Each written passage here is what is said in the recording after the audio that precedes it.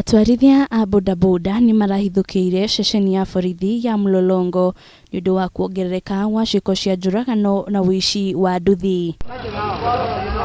Kũringana na atwarithia aya maugĩte, andũ 7 nĩo moragĩtwo kwa ihinda rĩa mĩeri 7 njũragano ya ica ikuhĩ, arĩa Samuel Nyabuto na ũrĩa fikifiki yake onayo nĩ irairwo. Kufika Katani Brighton hao wakamsukisha pale hapo Brighton shule na wakampiga risasi moja kwa macho, risasi moja kwa macho, ingine wakampiga kwa mabavu na ingine kifua.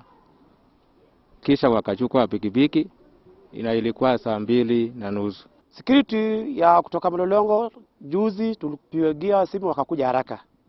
Hao wengine hapo walikuja wakauawa, wakakufia huko, nyama fisi zikaanza kukula. Siku 3 mtu hajapatikana.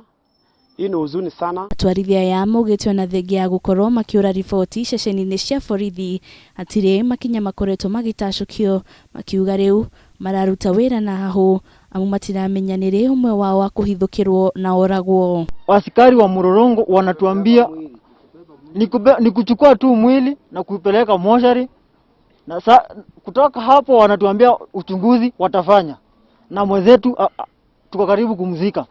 Maswali yangu inaenda kwa watu credit na Mogo Credits. Watusaidie watujibu, mbona ni kwepesi kutafuta pikipiki hazijalipwa, alafu ni ugumu kutafuta kutrack pikipiki zimeibiwa.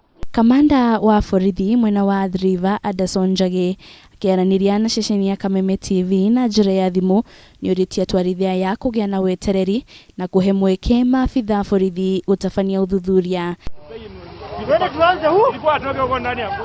Gidifotera Kameme TV, rĩtwa rĩakwa nĩ Wanjirũ wa Boro.